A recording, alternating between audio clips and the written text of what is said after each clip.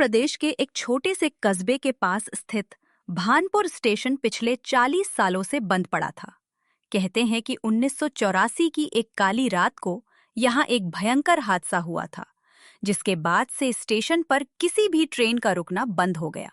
सरकारी रिकॉर्ड में यह डेंजर जोन है, लेकिन स्थानीय लोगों के लिए यह मौत का स्टेशन। दोस्तों, आज मैं उसी भानपुर स्टेशन के बाहर खड़ा हूं।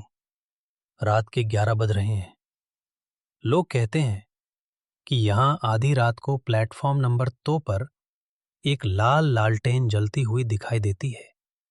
आज मैं, आर्यन, इस अर्बन लेजेंड का सच आपके सामने लाऊंगा। आर्यन एक मशहूर पैरानॉर्मल इन्वेस्टिगेटर था, जिसे भूतों से ज्यादा इंसानों के झूठ से डर लगता था। लेकिन जैसे ही उसने स्टेशन की टूटी हुई बाउंड्री पार की, उसे महसूस हुआ कि हवा का तापमान अचानक गिर गया है। कितनी अजीब बात है, यहाँ का सन्नाटा शोर कर रहा है। देखो, ये रहा वो पुराना टिकट काउंटर। खिड़कियां टूट चुकी हैं, लेकिन अंदर से अभी भी जले हुए कागजों की गंध आ रही है। जैसे ही आर्यन प्लेटफॉर्म नंबर 1 पर पहुंचा, उसे पटरियों पर कुछ चमकता हुआ दिखा।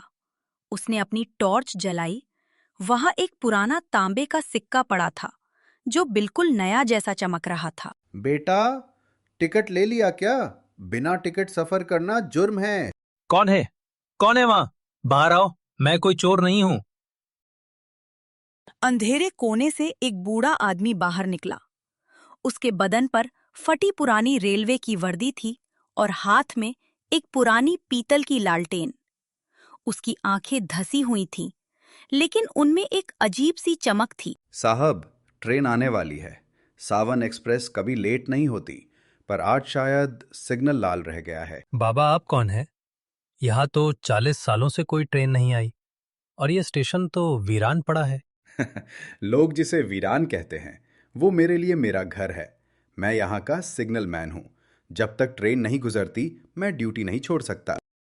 आर्यन को लगा कि यह बूढ़ा आदमी पागल है, लेकिन तभी उसे प्लेटफॉर्म नंबर 2 से एक घंटी बजने की आवाज सुनाई दी। टिन टिन टिन। स्टेशन के पुराने लाउडस्पीकर से एक फटी हुई आवाज गूंजी। सावन एक्सप्रेस प्लेटफॉर्म नंबर 2 पर आ रही है। ये कैसे मुमकिन है? यहाँ बिजली तक नहीं है, फिर ये अनाउंसमेंट कहाँ से हो रही है? साहब, उस रात भी ऐसा ही शोर था। मिली एक गलती, सिर्फ एक गलत लीवर खींचने से 2 ट्रेनें एक ही पटरी पर आ गई थी। सैकड़ों लोग मारे गए। गांव वालों ने मुझे जलते हुए स्टेशन में बंद कर दिया था। वो मुझे आज भी ढूंढ रहे हैं। अचानक आर्यन ने देखा कि उस बूढ़े आदमी की परछाई जमीन पर नहीं बन रही थी। आर्यन के रोंगटे खड़े हो गए। बाबा, आप इंसान नहीं हैं। मुझे यहाँ से जाना होगा। रुको, देखो वो आ रही है। उसे रोकना होगा, वरना आज फिर खून बहेगा। आर्यन ने देखा कि पटरियों पर सचमुच एक धुंधली सी ट्रेन तेज रफ्तार से आ रही थी। उसकी लाइटें नीली थीं और खिड़कियों से खून से लथपथ हाथ बाहर निकल रहे थे। आर्यन का दम घुटने लगा। उसे लगा जैसे हजारों हाथ उसे पटरियों की ओर खींच रहे हैं। मुझे छोड़ दो, मुझे यहाँ नहीं रहना, बचाओ।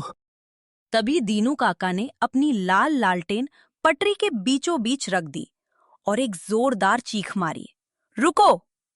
एक धमाका हुआ और आंखों को चौंधिया देने वाली सफेद रोशनी फैली।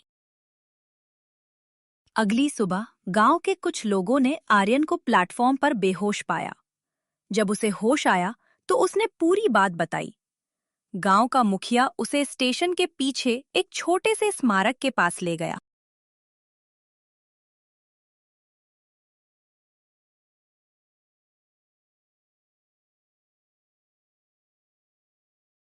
बेटा, दीनू काका कोई भूत नहीं, एक पछतावा थे। उन्होंने उस रात अपनी जान देकर आखिरी डिब्बे को कटने से बचाया था। कल रात उस स्टेशन को गिराने का काम शुरू होना था, लेकिन शायद वो तुम्हें चेतावनी देने आए थे कि इस जमीन के नीचे अभी भी पुरानी रूहों का दर्द दफन है। मैंने अपनी आंखों से देखा। वो हमें डरा नहीं रहे थे। वो बस उस हादसे को रोकना चाह रहे थे जो सालों पहले हो चुका था। भानपुर स्टेशन को अब पूरी तरह ढहा दिया गया है। वहां अब एक शांत पार्क है, लेकिन आज भी अगर आप उस जगह से गुजरें तो हवा में लालटेन की हल्की महक आती है। सच तो ये है कि हर भूत डरावना नहीं होता।